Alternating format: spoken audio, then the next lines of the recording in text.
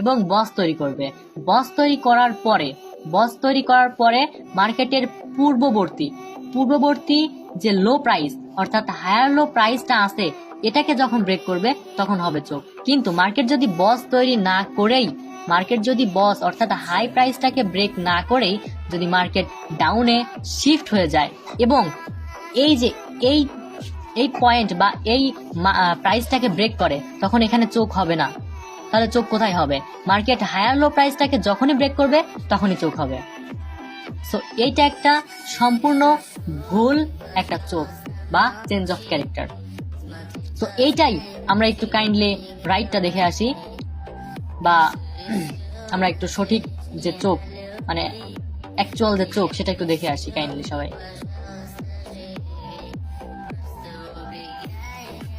তো সবাই একটু খেয়াল করবেন, মার্কেট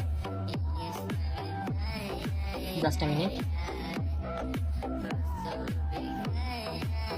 ওকে, সো মার্কেট সেম ওয়েতে আপ ট্রেন্ড আপে গেছে এন্ড হায়ার হাই থেকে মার্কেট ডাউনে শিফট, হায়ার হাই থেকে মার্কেট ডাউনে শিফট, অর্থাৎ মার্কেট তার রিজেকশন বা যেটা বলে হচ্ছে আপনার পুলব্যাক নেওয়ার পরে মার্কেট কন্টিনিউ ডিরেকশনের দিকে কিন্তু গেছে এবং বস তৈরি করছে এন্ড এগেইন হায়ার হাই থেকে হায়ার লো এবং কন্টিনিউ ডিরেকশনের দিকে গিয়ে বস তৈরি করছে। করার পরে মার্কেট এই হায়ার হাই থেকে ডাউনে শিফট করে মার্কেট কন্টিনিউয়াসলি তার ডিরেকশনের দিকে না গিয়ে মার্কেট এই হায়ার লো প্রাইসটাকে ব্রেক করে ফেলছে। ঠিক তখনই তৈরি হয়েছে চোখ, অর্থাৎ চেঞ্জ অফ ক্যারেক্টার। মার্কেট তার ক্যারেক্টার চেঞ্জ করে ফেলছে, অর্থাৎ মার্কেট তার ট্রেন্ড চেঞ্জ করে ফেলছে। মার্কেট এখন অপোজিট সাইডে বা অপোজিট দিকে দৌড়াবে। তো আশা করি বুঝতে পারছেন। তো এখন একটা প্রশ্ন, মার্কেট এখানে হায়ার লো থেকে রিজেকশন নিয়ে ডাউনে আসছে এন্ড আসার পরে তার কন্টিনিউ ডিরেকশনের দিকে না গিয়ে যখনই মার্কেট ডাউনের দিকে এসে চোখ তৈরি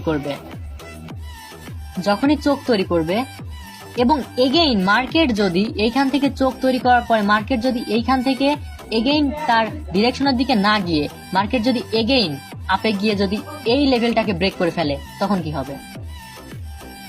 তখন এখানে এগেইন চোখ তৈরি হবে।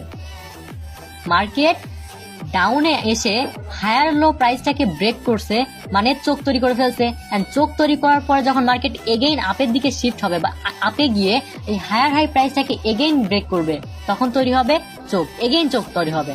কিন্তু এখন প্রশ্ন হচ্ছে, মার্কেট তো চোখ তৈরি করার পরে তার ডিরেকশনের দিকে যাবে, অর্থাৎ ক্যারেক্টার চেঞ্জ হয়ে যাবে, তাহলে এখানে কেন এগেইন আপে গেল বা এগেইন আপে গেছে? এই প্রশ্ন বা এই কোশ্চেনটার অ্যান্সার জানতে হলে আমাদেরকে জানতে হবে আইডিয়াম। সো চলুন এখন আইডিয়াম সম্পর্কে আমরা জেনে আসি।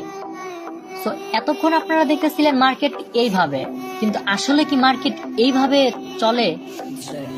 এভাবেই চলে, কিন্তু একটু জাস্ট খেয়াল করলে দেখবেন মার্কেট কিন্তু এইভাবে চলাফেরা করে।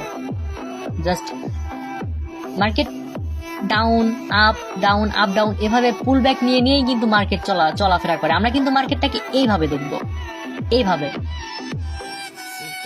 এইভাবে কিন্তু দেখবো আমরা মার্কেটটাকে, যে মার্কেট এভাবে পুল ব্যাক নিয়ে আপে যাচ্ছে বা ডাউনে আসতেছে, এভাবেই কিন্তু চলে মার্কেট। সো এটা কি?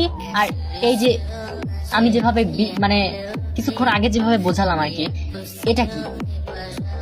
সো এটাই হচ্ছে ইন্টারনাল অ্যান্ড এক্সটার্নাল মোমেন্টাম বা internal situation and external situation. মার্কেটের পুরো একটা ট্রেন্ড, এই যে ট্রেন্ড, মার্কেটে পুরো একটা ট্রেন্ড, এটা হচ্ছে এক্সটার্নাল সিচুয়েশন বা এক্সটার্নাল মোমেন্টাম।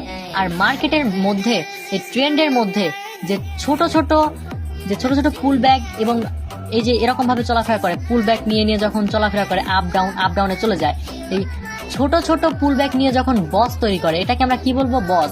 বাট এখানে আমরা বস তৈরি করব মানে বস মার্ক করব না। কেন করব না? কারণ ইন্টারনাল সিচুয়েশনে কখনো বস তৈরি হয় না, বস তৈরি হয় এক্সটার্নাল সিচুয়েশনে। আমি কি বোঝাতে পারছি? মার্কেট ইন্টারনাল সিচুয়েশনে কখনো বস তৈরি হয় না। তো এখন প্রশ্ন হচ্ছে, ইন্টারনাল সিচুয়েশন এবং এক্সটার্নাল সিচুয়েশন, আইডিয়াম, বস, চোখ, এর সাথে সম্পর্ক কি? অবভিয়াসলি সম্পর্ক আছে, কারণ আমাদেরকে আইডিয়াম জানতে হবে। এখন আইডিয়াম জানতে হলে আমাদেরকে জানতে হবে ইন্টারনাল এবং এক্সটার্নাল সিচুয়েশন কি। ইন্টারনাল সিচুয়েশন হচ্ছে এই যে মার্কেটের মধ্যে ছোট ছোট মুভগুলা, ছোট ছোট পুলব্যাকগুলা, এটাই হচ্ছে ইন্টারনাল সিচুয়েশন। তো ইন্টারনাল সিচুয়েশনে মার্কেট যখন তার পূর্ববর্তী যে হায়ার লো প্রাইস এটাকে ব্রেক করবে তখন হবে আইডিয়াম।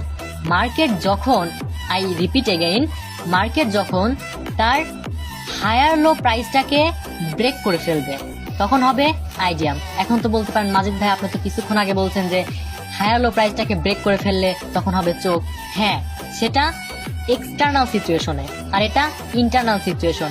আই রিপিট এগেইন, মার্কেটের ছোট ছোট যে পুলব্যাক গুলা হয় এগুলা ইন্টারনাল সিচুয়েশন বা ইন্টারনাল মোমেন্টাম, আর মার্কেটের পুরো ট্রেন্ড এটা হচ্ছে এক্সটার্নাল সিচুয়েশন বা এক্সটার্নাল মোমেন্টাম।